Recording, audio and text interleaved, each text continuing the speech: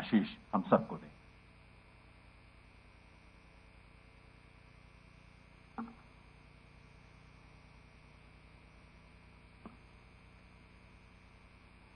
हमारे बीच में भारत सरकार के हमारे युवा कार्य और खेल विभाग के मंत्री माननीय श्री अनुराग सिंह ठाकुर जी, हरियाणा सरकार में मेरे साथी उप मुख्यमंत्री श्री दुष्यंत चौटाला जी, हमारी इस विधानसभा के अध्यक्ष और पंचकुला जहां ये सारा आयोजन हो रहा है यहीं के हमारे विधायक श्री ज्ञानचंद गुप्ता जी, इन खेलों में अपनी बहुत ही एक महत्वपूर्ण भूमिका निभाने वाले हमारे खेल मंत्री हरियाणा सरकार श्री संदीप सिंह जी, इस क्षेत्र के हमारे सांसद श्री रतनलाल कटारिया जी, हरियाणा के मुख्य सचिव श्री संजीव कौशल जी, उपस्थित हमारे विधायक बंधुगण, हमारे मेयर साहब, खेल प्रेमी सभी सज्जनों, महानुभाव, आज का ये कार्यक्रम वास्तव में बहुत बड़ी इंतजार के बाद ये आया है। हम जानते हैं कि ये कार्यक्रम खेलो इंडिया 3 बार इसकी तिथियां निश्चित हुई और कोरोना के कारण से जैसा सारा देश और दुनिया में बहुत सी चीजें थम सी गई थी, आज उन थमी चीजों को आगे तेज गति से बढ़ाने के लिए इस कार्यक्रम के माध्यम से एक नया आगाज हो रहा है। अब ये कार्यक्रम आज खेलो इंडिया का ये जो लॉन्च हुआ है, इसके बाद तिथि इसकी निश्चित हो चुकी है।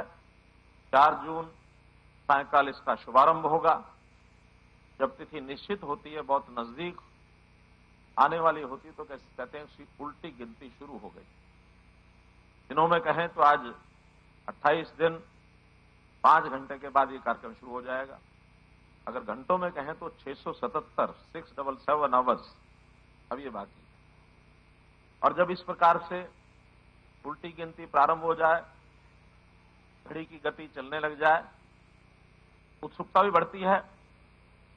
आयोजकों के ऊपर इसकी एक जिम्मेवारी भी आ जाती है कि उसकी तैयारी के लिए जो प्रारूप तय किया गया है, जो आउटलाइन तय की गई है, उस आउटलाइन के हिसाब से अपने पूरे परिश्रम के साथ तैयारी करनी होगी। यह कार्यक्रम हरियाणा सरकार खेल विभाग तो है ही है, हमारे केंद्रीय खेल विभाग साई के साथ मिलकर और एक सामूहिक ताकत लगाकर हम ये कर रहे हैं। केवल हरियाणा के खिलाड़ी नहीं, तो सारे देश भर के हर प्रांत के खिलाड़ी जो है वो इसमें आने वाले हैं। लगभग 8,500 खिलाड़ी इसमें आएंगे। हम इन सब 8,500 खिलाड़ियों की मेजबानी करने के लिए पूर्ण रूप से तैयार हैं। सब व्यवस्थाएं हो चुकी हैं। बल्कि मैं कहूं कि शायद पहली बार जो तिथि तय हुई थी, उस दिन तो कुछ कमियां हमें ध्यान में आ रही थी, लेकिन इस देरी के कारण से अब खेल परिसर में किसी प्रकार की मेजबानी की व्यवस्थाओं में, उनके ठहरने की व्यवस्था में, यातायात की व्यवस्था में, कुछ खेल पंचकुला से बाहर अन्य स्थानों पर भी होने वाले हैं। उन सब स्थानों की भी तैयारी एकदम पूर्ण हो चुकी है। अब तो इंतजार है उन 8,500 खिलाड़ियों का कि वो आए। हम पलके बिछाए बैठे हैं, सारे देश के उन खिलाड़ियों का स्वागत करने के लिए हम तैयार हैं। वो आए और हम इस कार्यक्रम को अपने को शुरू करें। मित्रों, जैसा हम जानते हैं, हरियाणा की धरती, हरियाणा की मिट्टी एक विशेष प्रकार की ऐसी मिट्टी है कि जहां हमारा जो कृषक है वो अन्न पैदा करता है, पूरे देश के लिए सप्लाई करता है। हम कहते हैं कि मिट्टी हमारी अन्न के रूप में सोना उगलती। अब केवल मिट्टी सोना उगलती अन्न के रूप में, ऐसा नहीं, बल्कि खिलाड़ियों की धरती है। ये मिट्टी ऐसी है कि इस मिट्टी का जो हमारा युवा है, युवती है, वो खेलों में इतना यानी इतना एक बढ़िया प्रदर्शन अपना कर रहा है देश और दुनिया में कि जैसे कृषक सोना उगलता है, ये हमारा खिलाड़ी ये सोना जीत करके ला रहा है, ये भी सोना लेकर के और इस देश को, प्रदेश को अपनी भूमिका के कारण से आगे बढ़ा रहा है। हम लोग खेलों के महत्व को जानते हैं कि खेल के कारण से व्यक्ति का शरीर तो बलशाली होता ही है, उसका मस्तिष्क तेज होता ही है, लेकिन ये जो चंचल मन है ये भी निर्मल होता है। खिलाड़ी का स्वभाव ये एक प्रकार से सद्गुणों से भरा हुआ स्वभाव बनता है। हम खेल जगत के बहुत नए पुराने सब लोगों को देखते हैं, समाज में किस प्रकार से आगे बढ़ने की भावना, किस प्रकार से समाज में एक सद्भाव का वातावरण ये सब बने, और जहां कहीं आवश्यकता पड़ती है संघर्ष करके और किसी भी मुकाबला करने के लिए भी तैयार रहता है। अगर देश की रक्षा सेनाओं में हरियाणा के लोगों की सबसे बड़ी भूमिका, अर्थात लगभग 10% हिस्सा हरियाणा के लोगों का है रक्षा सेनाओं में, और अगर 10% है, हमारी आबादी तो मात्र 2.5% है, 2% है, अगर ये 10% है तो इसका कारण अगर बारीक से खोजते हैं तो ये जो खेल की भावना है, कि खेल की भावना ही उस व्यक्ति में उत्साह पैदा करता है, संघर्ष करने का जज्बा पैदा करता है और दुश्मन से लोहा लेने का मन बनता है। तो हमारा युवा हमेशा देश की रक्षा के लिए सेना में भर्ती होने के लिए हमेशा तैयार रहे। तो इस प्रकार इन खेलों का अपना महत्व है। चाहे वो खेलो इंडिया, ये चौथा आयोजन देश भर का हो रहा है। मैं देश के प्रधानमंत्री जी का आभार प्रकट करता हूं कि उन्होंने ये जो चौथा हमारा खेलो इंडिया का कार्यक्रम इस बार हरियाणा को दिया है। इससे पहले भी 3 बार ये कार्यक्रम हुए हैं, और उन 3 बार के कार्यक्रम को देखने का अवसर हमें तो नहीं मिला है, हमारे कुछ खिलाड़ी जरूर वहां गए हैं, लेकिन मैं विश्वास दिलाता हूं हमारा खेल विभाग उन सब का अध्ययन कर लिया होगा उन्होंने, उनसे व्यवस्था में कोई कमी नहीं आने देंगे, उससे बढ़िया व्यवस्था हम करके दिखाएंगे। इसके लिए केंद्र सरकार का भरपूर हमको सहयोग है। हम भी हरियाणा सरकार की ओर से किसी प्रकार की इंफ्रास्ट्रक्चर में, बजट में कोई कमी नहीं आने देंगे। हमारे सब डिपार्टमेंट्स मिलजुल करके, क्योंकि ये कार्यक्रम केवल खेल विभाग नहीं करा पाएगा, इस कार्यक्रम में हमारे अन्य सभी विभाग, उनकी भी भूमिका रहेगी। उनके जो अधिकारी हैं, उनके कर्मचारी हैं, और हमारे खेल प्रेमी जितने भी इस इलाके के लोग हैं, उन सब की अपनी भूमिका वो रहने वाली है। तो मैं हमारे केंद्रीय खेल मंत्री श्री अनुराग ठाकुर जी को विश्वास दिलाता हूं कि किसी प्रकार की कमी नहीं आएगी। कोई भी नवाचार, नया विचार आयोजन के नाते से आता है, आप हमको जरूर संकेत करिए। जैसा खिलाड़ी तो सब लोग खेल के नाते एक सिस्टम से वो आएंगे ही, लेकिन खिलाड़ियों का उत्साह बढ़ाने के लिए आपने ठीक कहा कि जो दर्शक हैं, जो खेल प्रेमी सज्जन हैं, वो जितना अधिक संख्या में वहां पहुंचेंगे, उससे उन खिलाड़ियों का मनोबल भी बढ़ेगा, उनको उत्साह भी आएगा, और एक अच्छा भाव लेकर के हरियाणा के बारे में जो उनके मन में आएगा, तो एक अच्छा भाव और संस्कार लेकर के पूरे देश में जाएंगे कि हरियाणा की भी कोई एक पहचान उनके मन में, उनके ध्यान में आई है। जहां तक खेलों की तैयारी के नाते, या हरियाणा में केवल खेलो इंडिया नहीं, अन्य भी खेलों के प्रकार के नाते से, जैसा आपने कहा कि हरियाणा में हम जितने भी प्रदर्शन हुए हैं, खेलों के जितने भी टूर्नामेंट्स हुए हैं, जितने मैच हुए हैं, चाहे वो एशियन खेल हैं, चाहे वो उससे ऊपर कॉमनवेल्थ के गेम्स हैं, ओलंपिक के गेम्स हैं, सभी गेम्स में हरियाणा की भूमिका बराबर, जिसको कहना चाहिए एटलीस्ट 1/3 तो हम कह ही सकते हैं, सब जगह रही। यानी अगर देश के अंदर कहीं 60 मेडल आए हैं तो उसके अंदर 20 से 25 तक हरियाणा नहीं लाए हैं। अब यह बात अलग है कि दुनिया की अगर टैली देखते हैं तो हमारी टैली अभी दुनिया के बहुत देशों से राष्ट्रीय स्तर पर हम देखते हैं तो अभी बहुत नीचे है। राष्ट्रीय स्तर की टैली बढ़े, यह सबकी हमारी इच्छा है। उसमें हम अपनी भूमिका और जोर से निभाएंगे कि राष्ट्रीय स्तर की हमारी टैली ये दुनिया के अंदर भारत देश का नाम और ऊंचा बढ़े। इसकी भी तालिका जब हम देखते हैं उसके अंदर कुछ वर्षों के बाद इसमें हम सबको मिल करके अपनी भूमिका निभानी होगी कि हमारा देश दुनिया में भी अपना परचम ये लहरा सके। जहां तक खेल स्ट्रक्चर का हरियाणा में विषय है, हमने अपने यहां मैपिंग की है।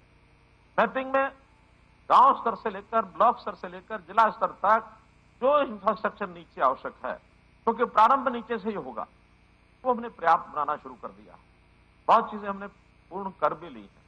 अगर हम कैच दम यंग की एक पॉलिसी के आधार पर चलें तो हरियाणा में लगभग 500 नर्सरीज कोविड से पहले चल रही थी, कोविड के दिनों में बंद हुई, अब उनको दोबारा से चालू करने के लिए हमने अपनी योजना बनाई है। अभी 500 पुरानी जो रुकी हुई है वो करेंगे, लेकिन इसकी संख्या और आगे बढ़ाने के लिए भी खेल विभाग हमारा वो काम कर रहा है।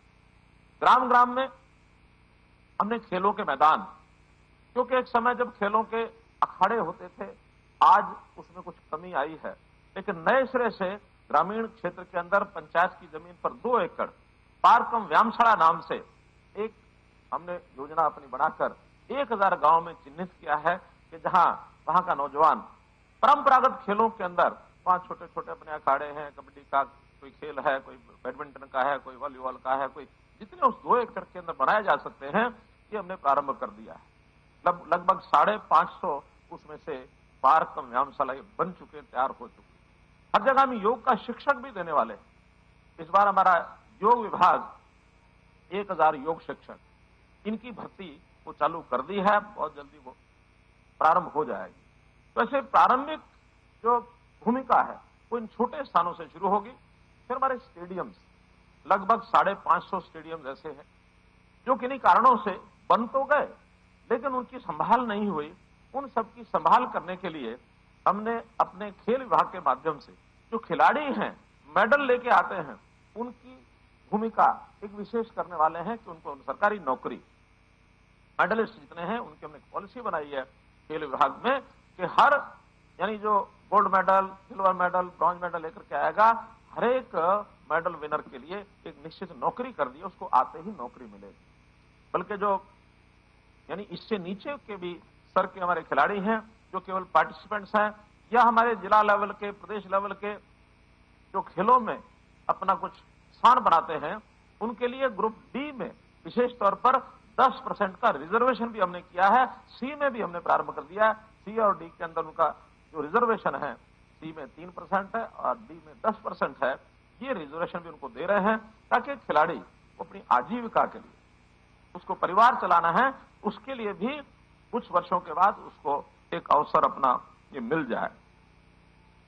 इसी प्रकार जैसे खिलाड़ियों के मेडल विनर्स के लिए जो इनाम की बात है, जैसा बताया दुनिया भर में, यानी देश की बात तो हम करते हैं कि हर एक प्रदेश में आगे हैं, कुछ देशों का भी अध्ययन किया है, उनकी करेंसी के हिसाब से भी हमारे जो इनाम हैं वो दुनिया भर में सबसे ज्यादा है।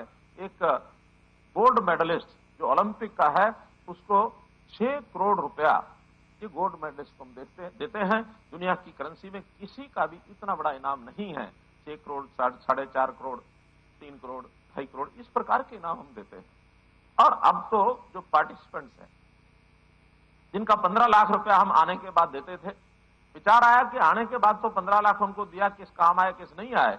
तो जैसा संदीप सिंह जी ने बताया, जाने से पहले जब उनका चयन हो जाता है तो 5 लाख रुपया एडवांस दे देते उसमें कि आप अपनी तैयारी करो साल भर में, ताकि वहां से परिणाम लेकर के आ सके।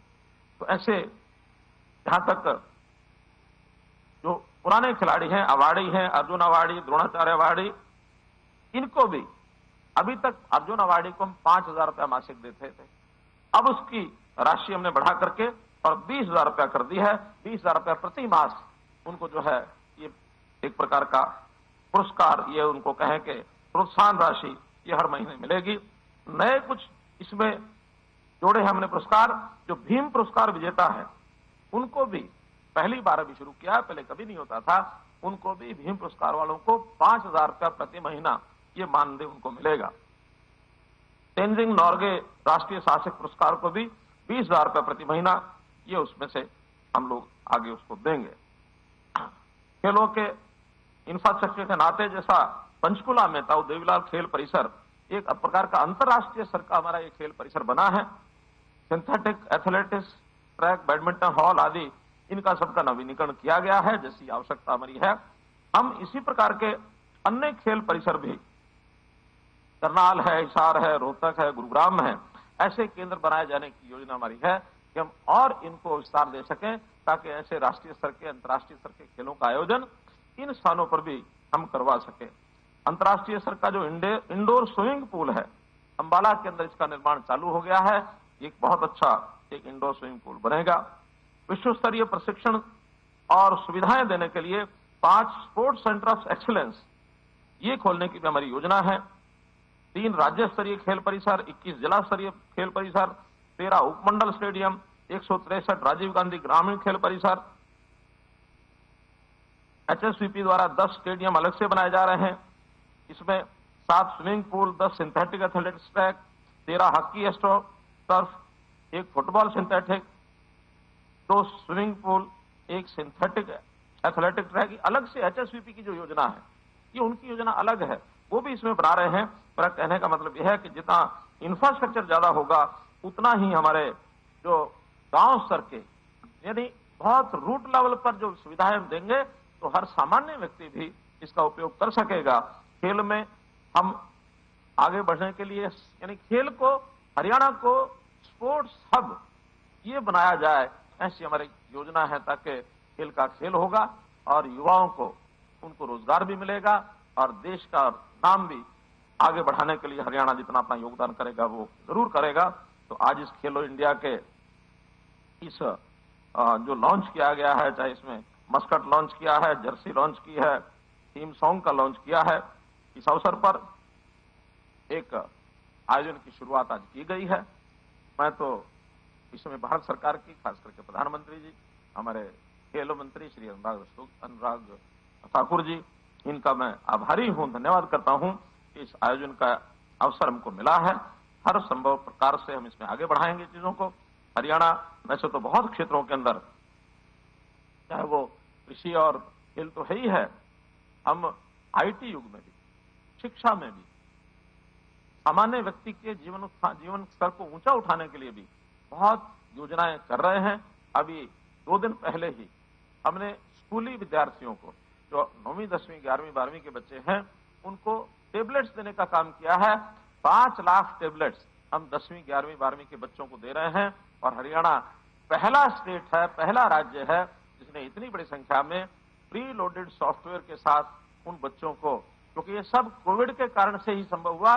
कोविड में ऑनलाइन शिक्षा, घर में बैठ करके सब पढ़ाई करो, स्कूल हमारे बंद हो गए, तो उन बच्चों की शिक्षा को कैसे सुलभ बनाया जाए, इस चीज को, वैसे भी आईटी का युग है, तो इसमें प्रौद्योगिकी के नाते जितना आगे बढ़ेंगे, लेकिन आईटी के माध्यम से खेल तो निश्चित रूप से आउटडोर ही होगा। जब बाहर विद्यार्थी निकलेगा, यानी छात्र निकलेगा, खिलाड़ी निकलेगा, तभी संभव होगा। आईटी के गेम्स से कोई दिमागी कसरत तो हो जाती है, ये जो हमारे कंप्यूटर गेम्स होते हैं, बाकी सब होते हैं, लेकिन शारीरिक बल और उसकी जो चुस्ती फुर्ती, जो उसका फुर्तीला शरीर, वो तो खेल के मैदान में या अखाड़े में आके बनेगा। तो हम हरियाणा में जहां जय जवान जय किसान बोलते हैं, वहां एक बार साथ में जय पहलवान भी बोलते हैं। तो जय जवान जय किसान जय पहलवान और जय विज्ञान, ये भी हमारा नारा है। बहुत बहुत धन्यवाद, बहुत बहुत आभार। तालियां आप मिलकर बजा सकते हैं, इतना कुछ